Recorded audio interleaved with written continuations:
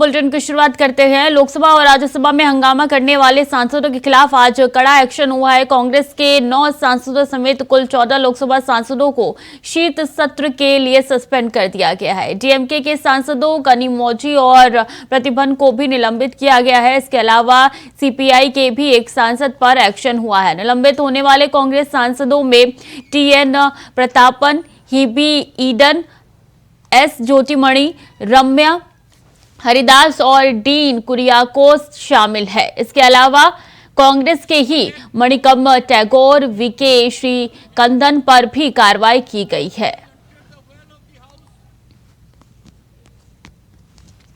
सरकार को स्टेटमेंट दे दो ये ऐसे बोलने के लिए, हमारे अधिकार क्षेत्र में नहीं है। जो माननीय स्पीकर ने आदेश दिया है सरकार उसका पालन कर रहे हैं। तो इसलिए मैं इतना ही कहना चाहता हूं, इसमें पॉलिटिसाइज मत करो। सरकार जो स्पीकर के आदेश अनुसार और स्वयं जो घटना हम सब जो सत्ता पक्ष के लोग भी जो देखे हैं, सरकार की भी जो प्रमुख लोग उधर बैठे थे हम लोग देखे हैं। We are very sensitive on this. हम तो ये नहीं कर रहे आपके हमारे कालखंड ये बात भी हम नहीं कर रहे। हम कह रहे जो पहले का जो प्रेसिडेंट है, स्पीकर जैसे आदेश किया था उसके अनुसार हमने कार्रवाई उस टाइम भी उसका उस टाइम के स्पीकर भी अपने विजडम के आधार पर जो काम किया था, प्रेसिडेंट है वो प्रेसिडेंट के आधार पर हम काम कर रहे हैं। तो वेल में आना जो डिसीजन हुआ था, कुछ लोग मुझे ये भी पूछ रहे थे इतना जल्दी सस्पेंड क्यों किया, और अपोजिशन पार्टी सब इसके लिए स्वीकृति किया है कि जब भी ये जो प्लेकार्ड लेके अंदर आएंगे और वेल में आएंगे तो स्पेशली जब प्लेकार्ड लेके अंदर आएंगे तो तुरंत सस्पेंशन होगा। ये डिसीजन हुआ है, सबने स्वीकारा है। तो अभी जो घटना लेके आप पॉलिटिसाइज करना चाहते हैं ये जो बहुत दुर्भाग्यपूर्ण है। मैं फिर से भारत सरकार के पार्लियामेंट अफेयर्स मंत्री के नाते मैं निवेदन करना चाहता हूं, तो स्पीकर जो कुछ भी आदेश करेगा, सदन जो कुछ भी निर्णय लेगा, उस निर्णय और स्पीकर का आदेश सरकार के लिए सर्वोपरि है।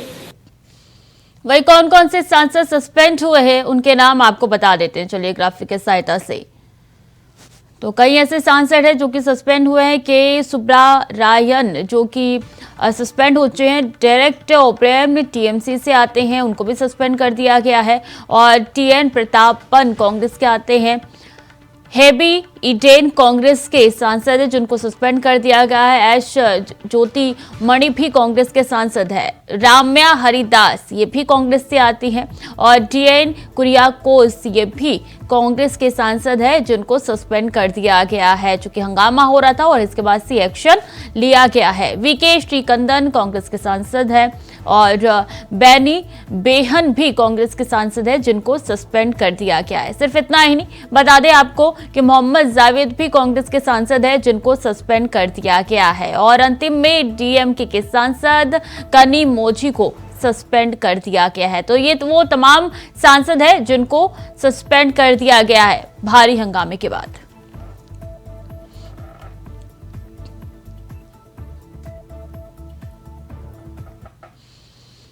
वही साल 2014 से लेकर अब तक किस पार्टी के कितने सांसदों पर कार्रवाई हुई है ये आपको बता देते हैं। तो देखिए, कांग्रेस के 52 ऐसे सांसद हैं जिन पे कार्रवाई हुई है। बात की जाए एआईडीएमके के तो 34 सांसद हैं जिन पे कार्रवाई देखने को मिली है। टीडीपी के 14 सांसद हैं।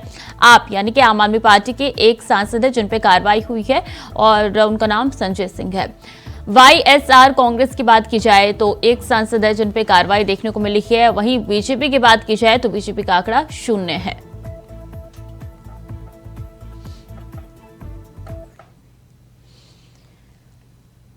वहीं इंडिया वॉइस संवाददाता ने बीजेपी के राज्यसभा सांसद अनिल अग्रवाल से खास बातचीत की, सुनिए।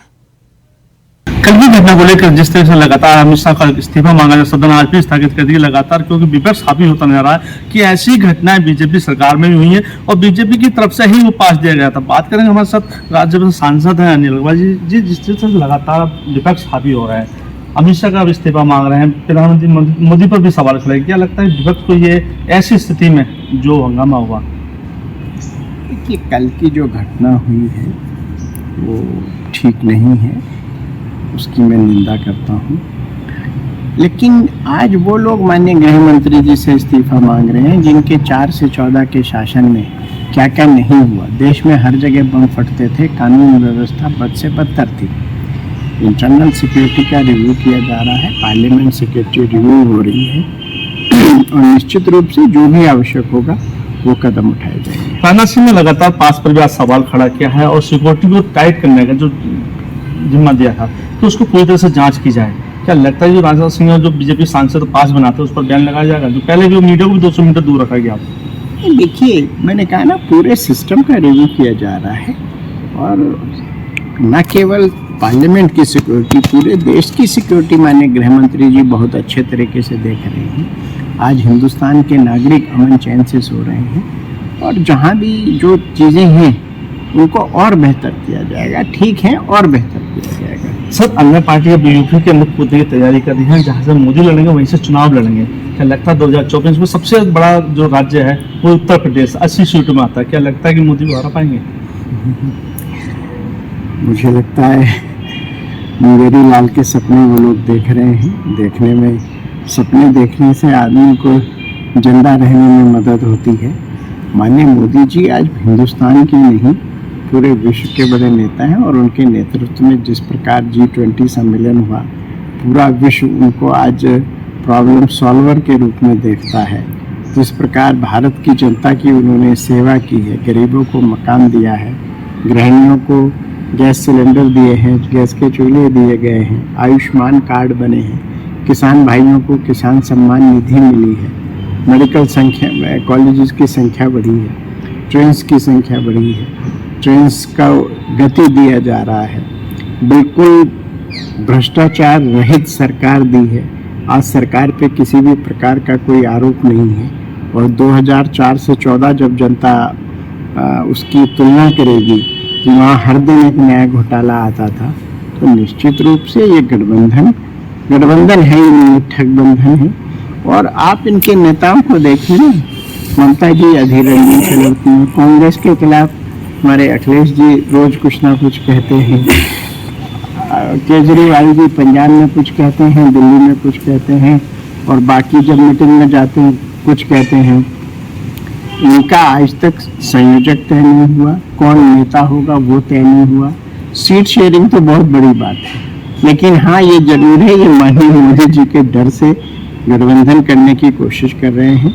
लेकिन देश की जनता इस प्रकार के किसी भी गठबंधन को स्वीकार नहीं करेगी। और ये पूर्व में भी 19 में भी हुआ था ना, उत्तर प्रदेश में बहन जी और अखिलेश जी में हुआ था। क्या हुआ? चुनाव खत्म हुआ और गठबंधन समाप्त हो गया।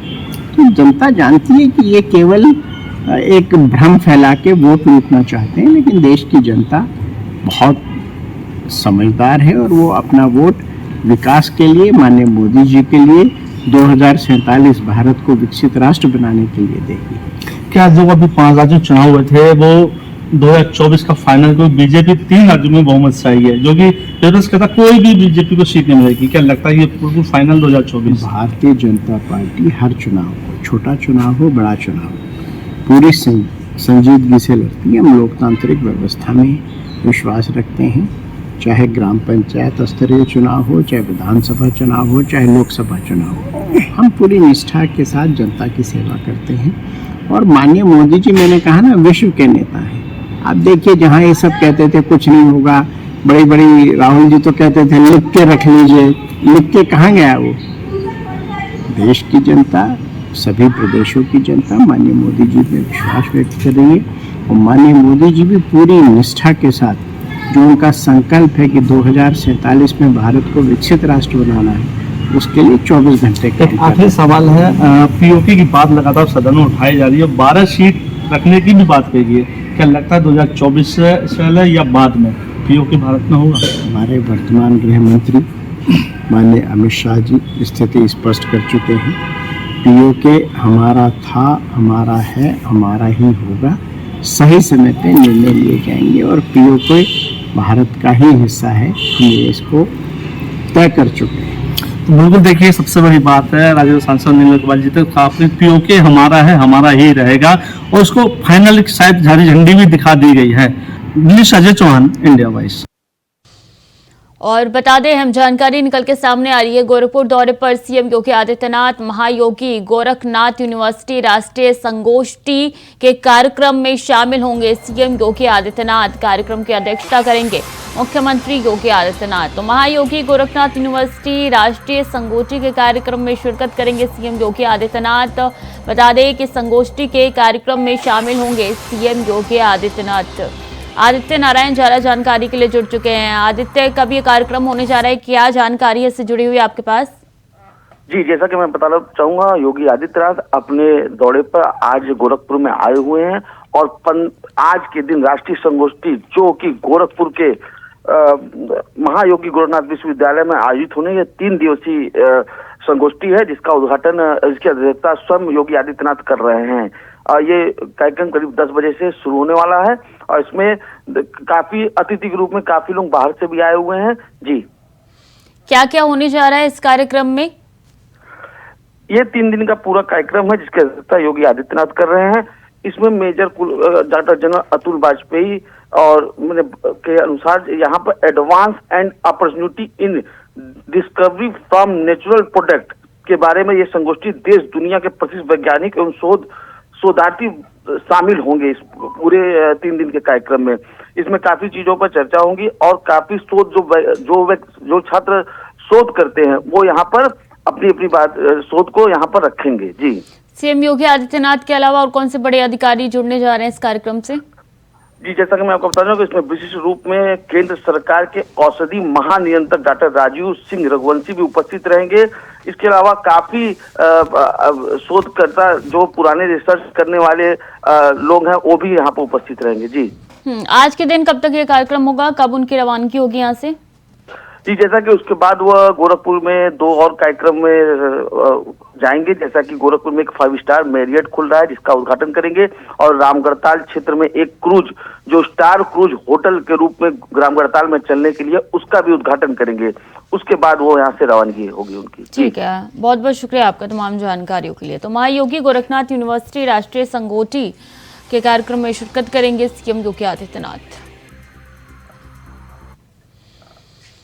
और मथुरा में श्री कृष्ण जन्मभूमि मंदिर विवाद में जुड़ी बड़ी खबर सामने आई है। इलाहाबाद हाई कोर्ट ने गुरुवार को मंदिर से सटी शाही ईदगाह परिसर के सर्वे को मंजूरी दे दी है। सर्वे किस तरीके से किया जाएगा इसका तरीका 18 दिसंबर को तय होगा। तरीका तय होने के बाद हाईकोर्ट आपत्ति पर सुनवाई करेगा। न्यायमूर्ति मयंक कुमार जैन ने इसके पहले 16 नवंबर को संबंधित पक्षों को सुनने के बाद आदेश सुरक्षित रख लिया था। सर्वे की मांग वाली ये याचिका भगवान श्री कृष्ण विराजमान और 7 अन्य लोगों अधिवक्ता हरिशंकर जैन, विष्णु शंकर जैन, प्रभाष पांडे और देवकी नंदन के जरिए दायर की गई थी। याचिका में दावा किया गया है कि भगवान कृष्ण की जन्मस्थली उस मस्जिद के नीचे मौजूद है और ऐसे कई संकेत हैं जो ये साबित करते हैं कि वो मस्जिद एक हिंदू मंदिर है।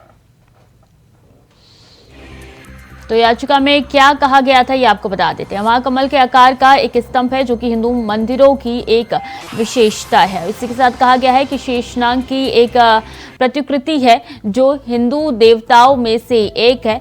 मस्जिद के स्तंभ के आधार पर हिंदू धार्मिक प्रतीक है। इतना ही नहीं, बता दें कि नक्काशी में भी ये साफ पता चलता है कि यहाँ पे पहले मंदिर था। ये हिंदू पक्ष की ओर से याचिका में दायर किया गया है। इसी के साथ भगवान कृष्ण की जन्मस्थली उस मस्जिद के नीचे मौजूद है। हिंदू पक्ष की ओर से याचिका दायर करते हुए तमाम बड़ी बातें कही गई है।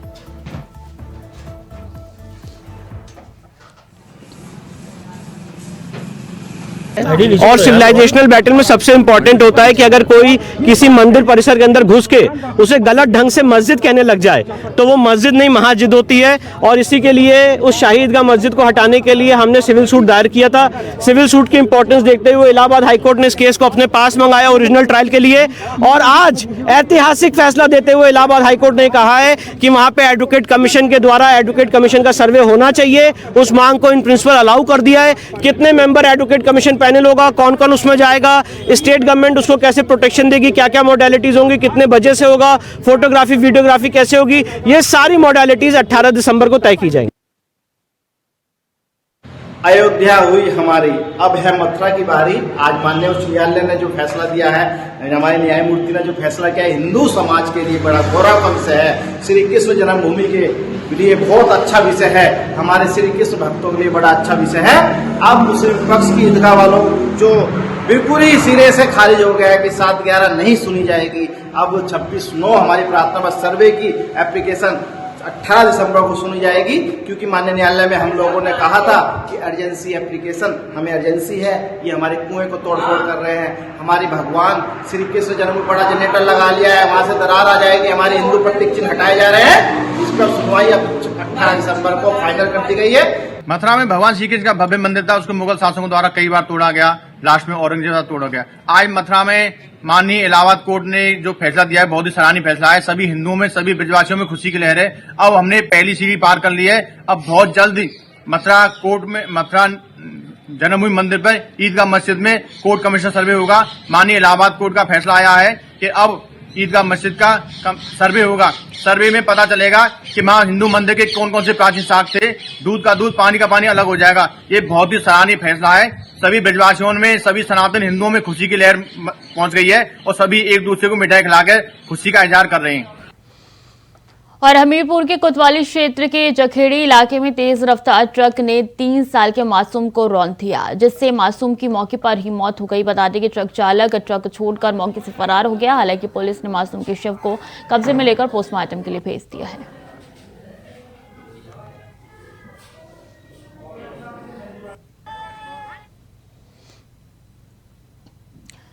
तेज रफ्तार ट्रक ने मासूम को रौंद दिया है। मौके पर ही मासूम की मौत हो गई है और शव को कब्जे में लेकर पुलिस ने आगे की जांच शुरू कर दी है।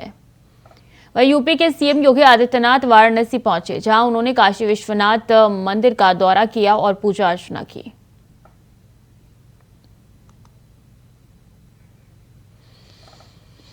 सिद्धार्थनगर जिले के मेडिकल कॉलेज में भ्रष्टाचार चरम पर है और माधव प्रसाद त्रिपाठी मेडिकल कॉलेज के ओपीडी वार्ड में गरीबों को 1 रुपए में मिलने वाली स्वास्थ्य सुविधाओं में विभाग ने लूट मचा रखी है। बता दें कि किसी से 2, किसी से 500 लेकर मरीज की रजिस्ट्रेशन पर्ची बनाई जा रही है और रजिस्ट्रेशन शुल्क लेने के बाद बाकी के बचे पैसे वापस नहीं करते हैं।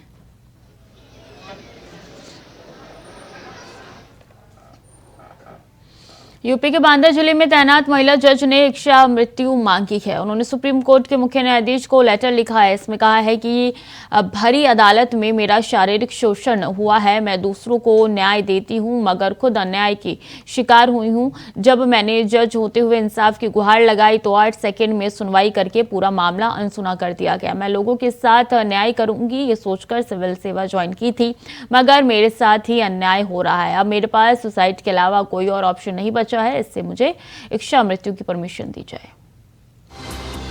तो महिला जज ने क्या कहा, 2022 का ये पूरा मामला है, ये आपको बता रहे हैं। और बार एसोसिएशन ने कार्य बहिष्कार भी किया था 7 अक्टूबर 2022 को। उसी दिन सुबह 10:30 बजे जब मैं अदालत में काम कर रही थी तब की एक घटना है जो कि महिला जज बता रही है। बता दें इसी दौरान महामंत्री और वरिष्ठ उपाध्यक्ष कई वकीलों के साथ कोर्ट कक्ष में घुस आए और इसी के साथ महिला जज ने आगे कहा है कि मेरे साथ बदसलूकी शुरू कर दी गई और इस दौरान गाली गलौज भी करते हुए मेरे कक्ष की बिजली भी बंद कर दी गई। तो ये महिला जज ने कहा है अपनी शिकायत में। तो फिलहाल के लिए बुलेटिन में इतना ही। खबरें लगातार जारी है, देखते रहिए इंडिया वॉइस।